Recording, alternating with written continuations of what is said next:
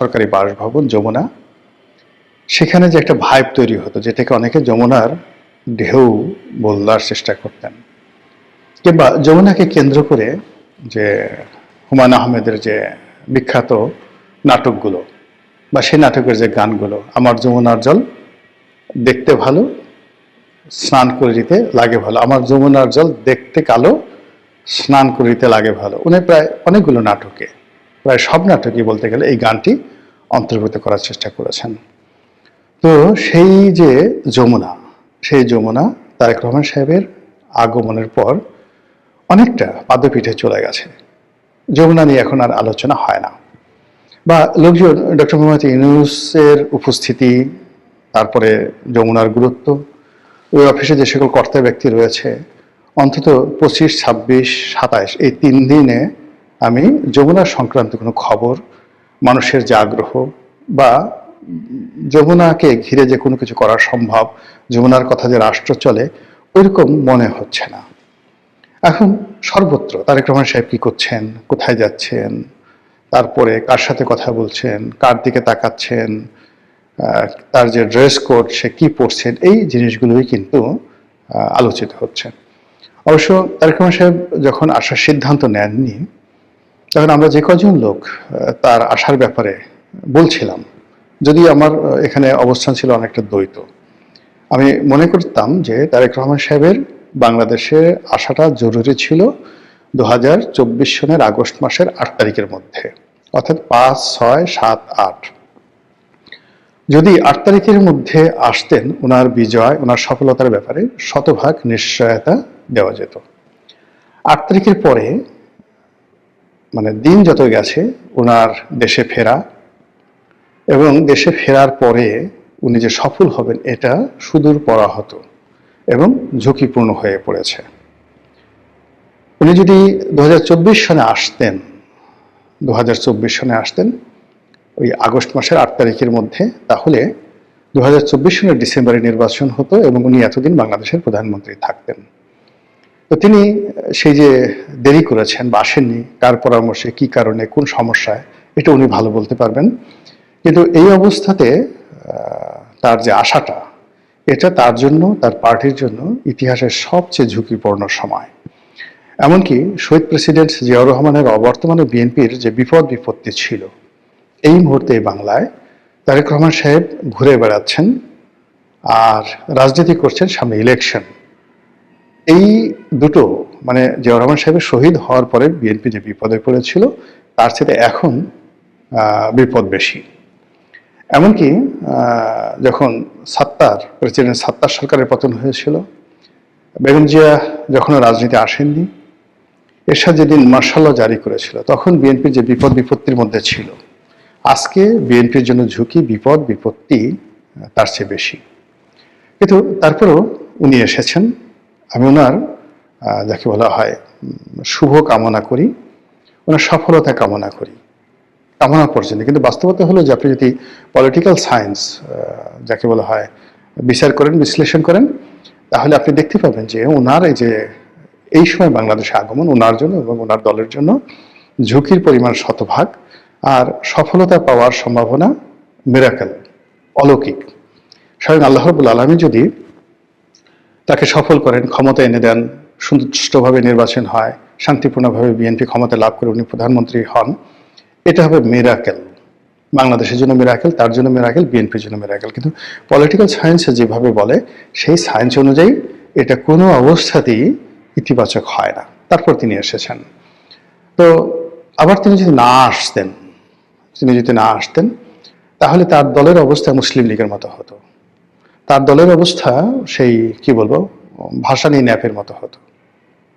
এরকম একটা অবস্থা। মানে হয় কি যে আপনি একটা রুগী অসুস্থ হতে হতে এমন সময় হাসপাতালে নিলেন যখন আসলে অপারেশন ছাড়া আপনার আর কোনো ওয়ে নেই। তো গত 15-16 মাসে বাংলাদেশের যে রাজনীতি, বাংলাদেশের যে অর্থনীতি, তারপর সেই বাংলাদেশের যে সার্বিক আইনশৃঙ্খলা থেকে শুরু করে মানুষের যে মন মানসিকতা, সব মিলিয়ে এরকম একটা অবস্থায় পৌঁছে গিয়েছে যে এখান থেকে একটি পলিটিক্যাল ট্রান্সফরমেশন, তারপরে পলিটিক্যাল রিকনসিলিয়েশন, তারপর যাকে বলা হয় পলিটিক্যাল ইভ্যালুয়েশন, এই জিনিসগুলি এখন সম্ভব নয়। এটা রীতিমতো রাজনীতির পরিবেশ আইসিইউতে চলে গেছে। আপনারা হয়তো বলতে পারেন যে তারেক রহমান সাহেব আসলেন, এই যে এত 1 কোটি লোক আসলো ঢাকা শহরে, মানে এখন বলা হলো যে 1 লক্ষ নতুন সিম বাংলাদেশে আসছে, মানে ঢাকাতে আসছে ঢাকার বাইরে থেকে। তো এটা নিয়ে আবার কর্তৃপক্ষ বলার চেষ্টা করছে যে না, 1 কোটি লোক, সরি আগে আমি বোধহয় যেটা বলছিলাম, যেখানে ওনার আগমন নিয়ে যে জনসমাবেশ হয়েছে আগমন উপলক্ষে, এই জনসমাবেশে কত লোক হবে। আমি বলেছিলাম যে ঢাকা শহরে তো 1 কোটি লোক এখানে পার্টিসিপেট করবে, শহরের বাইরে থেকে আরো 50 লাখ লোক আসবে, কাজেই মোরাললেস 1.5 কোটি লোক এখানে থাকবে। তো দেখা গেল যে ঢাকা শহরে যে 1 কোটি লোক আছে, সেই 1 কোটি লোকের সাথে আবার বিএনপি মাইন্ডের যে সকল পত্রপত্রিকা তারা খবর প্রকাশ করেছে যে ঢাকার বাইরে থেকে মূলত 1 কোটি লোক আসছে। এর কারণ হলো বিটিআরসির হিসাব অনুযায়ী, সরকারি হিসাব অনুযায়ী 1 কোটি নতুন সিম কার্ড যারা ঢাকার বাইরে ছিল তারা ঢাকার মধ্যে এসেছে। বিএনপি যারা প্রতিপক্ষ তারা মস্কারা করে বলছেন যে আসলে 1 কোটি নয়, এটা মানে 50 লাখ হবে। এর কারণ হলো আমাদের দেশের লোক এখন বেশিরভাগ ক্ষেত্রে এক একজন 2টা করে সিম ব্যবহার করে। তো এই ধরনের ট্রল হচ্ছে। এখন সেটা নিয়ে আপনি বলতে পারেন যে যদি তারেক রহমান সাহেবের ভবিষ্যতে না থাকে, তাহলে তিনি আসলেন, আসার পর এত লোক হলো কেন? 2 নম্বর হলো যে আপনি কি তারেক রহমান সাহেবের চেয়ে বেশি বোঝেন, বা তার দলে যে সমস্ত কর্তা ব্যক্তি যারা আছেন তাদের চেয়ে বেশি বোঝেন? তারা কি এই জিনিসগুলো বোঝে না? আপনি এগুলো কেন আগ বাড়িয়ে বলেন? এখানে একটা ব্যাপার হলো যে বিএনপিতে অনেক জ্ঞানী লোক আছেন, গুণী লোক আছেন, যেহেতু তারা পার্টির একটা পোর্টফোলিওতে আছেন, তাদের পক্ষে অনেক কথা বলা সম্ভব নয়। আমার চেয়ে বেশি বোঝা সত্ত্বেও তারা অনেক কথা বলতে পারেন না। 2 নম্বর হলো যে আপনি যত বড় জ্ঞানী হন না কেন, আপনি ঘরের মধ্যে থেকে যেভাবে নিজেকে বুঝতে পারেন, ঘরের বাইরে দাঁড়িয়ে থাকা একটা লোক তার দৃষ্টিভঙ্গি আপনার সম্পর্কে আলাদা হবে। তো সেক্ষেত্রে আমি যেহেতু বিএনপির কোনো পদ পদবিতে নাই, পোর্টফোলিওতে নাই, বিএনপি দলের কোনো কার্যক্রমে আমি কখনো যাইনি বা যাই না, তো কাজেই অন্য একজন দর্শক হিসেবে, একজন রাজনৈতিক বিশ্লেষক হিসেবে, রাজনীতির কর্মী হিসেবে আমি যেভাবে বিএনপিকে দেখতে পাই, সেটা বিএনপির ভিতরে যারা আছেন তাদের পক্ষে সম্ভব নয়।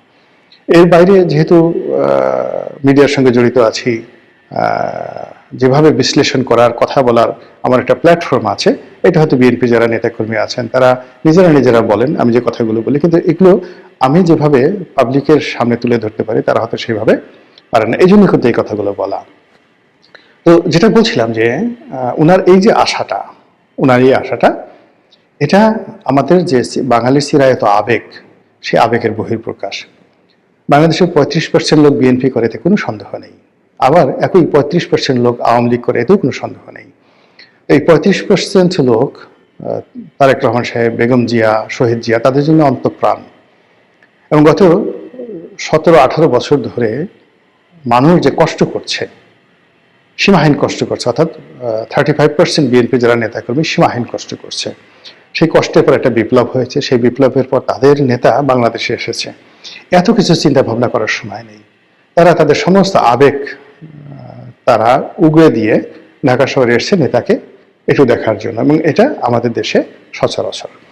কিন্তু সমস্যাটা হলো যে এই যে আমাদের বাঙালির যে আবেগ, এটি কোনো কোনো ক্ষেত্রে 24 ঘন্টা, কোনো ক্ষেত্রে 48 ঘন্টা। 48 ঘন্টার পর আবেগ থাকে না। আমাদের বাঙালির যে রাগ, 6 ঘন্টার বেশি রাগ থাকে না। 6 ঘন্টার পরে মানুষ রাগ কমে যায়, এটা আমাদের চরিত্র। কিন্তু আপনি আরব দেশের দান, মানে 6000 বছরেও তাদের রাগ কমে না। মানে নিজে রাগ হয়ে গেল, মরে যাওয়ার আগে ছেলে মেয়েকে লিখে গেল যে আমি এই বিষয়ে রাগ হয়েছি, তোমরাও এই রাগ ধারণ করবে। তো বাঙালির সেটা নেই। বাঙালিরা মানে 6 ঘন্টা পরে আপনি রাগ কমে যায়। স্বামী স্ত্রী ঝগড়া থেকে শুরু করে দ্বন্দ্ব সংঘাত যা কিছু আছে, সেটা উইদিন 6 আওয়ার্সের মধ্যে এটা 0 হয়ে যায়। আপনি দেখেন অনেক জেলাতে মারামারি হয়, কাটাকাটি হয়, আবার 6 ঘন্টা পরে কিন্তু সেটা নিষ্পত্তি হয়ে যায়। এটি হলো আমাদের চিরাচরিত অবস্থা। ফলে তারেক রহমান সাহেবকে নিয়ে যে আবেগ দেখানো হয়েছে, সেই আবেগটা আসলে 48 ঘন্টা, 24 ঘন্টা পরে অর্ধেক কমে যাবে, 48 ঘন্টার পর একেবারে শূন্য হয়ে যাবে। ফলে উনি ওনার দলের অন্য সব নেতার মতো, এমনকি তার মায়ের মতোই তিনি সাধারণভাবে মানুষজনের দ্বারা তিনি ওইভাবে মূল্যায়িত হবেন। তিনি যদি হঠাৎ অসুস্থ হন বা রোগাক্রান্ত হন, ওইরকম একইভাবে 24 ঘন্টার জন্য মানুষজন খুব মানে ছুটে আসবে, আবার যার যার অবস্থানে চলে যাবে। এগুলো বাংলাদেশের চরিত শ্রেণীর চরিত্র। কাজেই তারেক রহমান সাহেবকে নিয়ে যে ভাবাবেগ ছিল, সেটা 48 ঘন্টার মধ্যে 24 ঘন্টার মধ্যে অর্ধেক চলে গেছে, বাকি 48 ঘন্টা আমি যখন ভিডিও করছি তখন পর্যন্ত 48 ঘন্টা হয়নি, ফলে এখনো পর্যন্ত কিছুটা অবশিষ্ট আছে। এখন আপনি গিয়ে দেখেন যে হাদিকে নিয়ে যে আবেগ তৈরি হয়েছিল, সেই আবেগ 24 ঘন্টার মধ্যে কিভাবে শেষ হয়ে গেছে, 48 ঘন্টার মধ্যে কিভাবে সেটা একেবারে শূন্যতে পরিণত হয়েছে। এখন হাদির মৃত্যুকে কেন্দ্র করে ইনকিলাব মঞ্চ যে আন্দোলন করার চেষ্টা করছে, এটি জামাত যদি ব্যাকআপ না দেয়, এখানে পুরোটাই জামাতের যারা লোকজন আছে তারা সম্মুখ সারিতে থেকে এটাকে শাহবাগে যে ইনকিলাব মঞ্চ করা হয়েছে হাদির বিচারের দাবিতে, এটা মূলত পিছন থেকে জামাত সাংগঠনিকভাবে ম্যাটিকুলাসলি তারা সেখানে এটাকে জমিয়ে রাখার চেষ্টা করছে তাদের রাজনৈতিক স্বার্থে। কিন্তু জামাত যদি এখান থেকে সমর্থন উঠিয়ে নেয়, সাধারণ মানুষ, আপনি 10 জন সাধারণ মানুষকে পাবেন না যে যারা হাদির জানাজাতে স্বতঃস্ফূর্তভাবে গিয়েছিল, এরকম 10 জন লোককে আপনি খুঁজে পাবেন না যারা হাদির বিচারের দাবিতে শাহবাগে আসবে। এই হলো বাঙালির আবেগ। তো সেক্ষেত্রে তারেক রহমান সাহেবকে নিয়েও কিন্তু আবেগ থাকবে না বাংলাদেশে, তাকে তার রাজনৈতিক নেতাকর্মীকে নিয়েই চলতে হবে। তো এই বাস্তবতায় ওনার যারা বিরোধী পক্ষ তারা তো সংগঠিত, অর্থ আছে, এবং গত সেই মানে যদি আওয়ামী লীগের কথা ধরেন, তা আওয়ামী লীগ তো গত 15-16 বছর ধরে এক হাতে দেশ চালিয়ে তারা অর্থবিত্ত ক্ষমতার সব ব্যাপারে চূড়ান্ত পর্যায়ে আছে। তারা কেবলই মাত্র রাষ্ট্র ক্ষমতাটা হারিয়েছে, বাকি ক্ষমতা তাদের কিন্তু রয়ে গেছে, বুদ্ধি শুদ্ধি কৌশল দুষ্ট বুদ্ধি যা কিছু সব তাদের রয়ে গেছে। অন্যদিকে জামাতের সাংগঠনিক ক্ষমতা, অর্থনৈতিক ভিত্তি এবং গত 15-16 মাসে বিএনপিকে পদে পদে নাজেহাল করার, বিএনপিকে পিছনে ফেলার যে শক্তি তারা অর্জন করেছে, সেই শক্তি যদি সম্মিলিতভাবে অর্থাৎ আওয়ামী লীগ, এনসিপি, তারপরে জামাত, তারা সম্মিলিতভাবে বিএনপি বিরুদ্ধে ব্যবহার করার চেষ্টা করে, তাহলে সেটা যে কি পরিমাণ ভয়ানক হবে এটা এই মুহূর্তে অনেকে হয়তো কল্পনা করতে পারছে না, বাট আগামী 7 দিন থেকে 10 দিনের মধ্যে আপনারা এই জিনিসগুলো দেখতে পাবেন রাজনীতিতে। অন্য একটা যে বিষয়টা হলো যে এই মুহূর্তে যে জিনিসটি আমাদের পুরো রাজনীতিকে আরো গতিহীন করে ফেলবে, রাষ্ট্রশক্তিকে আরো দুর্বল করে ফেলবে, সেটা হলো তারেক রহমান সাহেব আসার পরই যমুনার যে কর্তৃত্ব, মানে ডক্টর মোহাম্মদ ইউনূসের যে কর্তৃত্ব, তার যে ক্ষমতা, প্রভাব প্রতিপত্তি, এটা কমতেছে, ধীরে ধীরে কমছে, এবং অনেক ক্ষেত্রে তারা খুব বিব্রতকর অবস্থার মধ্যেও পড়েছে। আর তাদের যারা বিশ্বস্ত যারা লোকজন এই গত 15 মাস ধরে তাদেরকে সাপোর্ট দিচ্ছে, তারা হয়তো জেনে হোক, বুঝে হোক, রাগে হোক, ক্রোধে হোক, তারা ডক্টর মোহাম্মদ ইউনূসের প্রতি খুবই বিরক্ত যে তিনি হয়তো তারেক রহমান সাহেবকে এনেছেন, তিনি হয়তো সেই জামাতকে বা অন্যান্য দলকে অবদমিত করার জন্য তারেক রহমান সাহেবকে প্রশ্রয় দিচ্ছেন। তো এই ঘটনা সত্য হোক মিথ্যা হোক ডাজ নট ম্যাটার, কিন্তু ডক্টর মোহাম্মদ ইউনূসের দীর্ঘদিনের যারা সঙ্গী সাথী তারা এই সময়টাতে অভিমান করেছে, এবং এই অভিমান আগামীতে ভাঙবে না। এবং এটা ডক্টর মোহাম্মদ ইউনূসের জন্য, মানে আমি যেটা বলছি, যমুনার যে ঢেউ, তার যে ক্ষমতা, সেই ক্ষমতাটা কমে গেল। এবং আপনারা জানেন যে ইলাস্টিসিটি, মানে কোনো একটা ব্যাপারে যদি কারো ভয় ভেঙে যায়, কোনো একটা ব্যাপারে যদি কারো আকর্ষণ কমে যায়, কোনো একটা বিষয়ে যদি কারো ক্রোধ সৃষ্টি হয়, তাহলে সেখানে আর যা হোক না কেন পূর্ব অবস্থায় ফিরে আনা যায় না। যে কোনো সম্পর্ক একবার নষ্ট হয়ে গেলে সেই সম্পর্কটা জোড়াতালি দিয়ে চালানো যায়, কিন্তু সেটা আর আগের মতো আসে না। তো সেক্ষেত্রে যমুনার যে দাপট ছিল, যমুনার যে কর্তৃত্ব ছিল, মানে যদি ডক্টর মোহাম্মদ ইউনূস আরো 5 বছর ক্ষমতায় থাকেন, তো সেই ক্ষেত্রে তিনি এই তার যে পুরনো মিত্রদের সাথে তার যে বন্ধুত্ব ছিল, এটা হবে না, আর কখনো হবে না।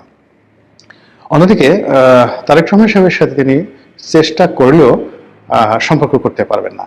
এর কারণ হলো এখানে তারেক রহমান সাহেব আসছেন এবং এখন খুব অল্প সময়ের মধ্যে তিনি ইচ্ছা করলেও ডক্টর মোহাম্মদ ইউনূসের সঙ্গে দেখা করবেন না, করতে পারবেন না, বা করলে সেটা ডক্টর মোহাম্মদ ইউনূসের জন্য সার্বিক দিক থেকে বুমেরাং হয়ে পড়বে। এর কারণে তিনি যখন আসবেন বা ডক্টর মোহাম্মদ ইউনূস যদি তার সঙ্গে দেখা করেন, পুরো জিনিসটা একটা কমপ্লেক্সের মধ্যে চলে গেছে। তো সেক্ষেত্রে এই যে নির্বাচনের তফসিল 29 তারিখে শেষ হয়ে যাবে, মনোনয়নপত্র জমা দেওয়ার শেষ তারিখ, তারপরে নির্বাচন, সেই নির্বাচনে বেশি দিন নেই, মাত্র কত 1.5 মাস। তো সেই 1.5 মাসের যে ব্যবধান, সেই ব্যবধানটার প্রতিটি সেকেন্ডই কাউন্ট হবে, যাকে বলা হয় এই যমুনা কেন্দ্রিক। তো যমুনা কেন্দ্রিক যেখানে থেকে নিয়ন্ত্রণ করা হবে সবকিছু, তো সেই জায়গাতে তারেক রহমান সাহেবের আগমনের কারণে যদি শূন্যতা তৈরি হয় এবং সেখানে যমুনার হুকুম যদি কেউ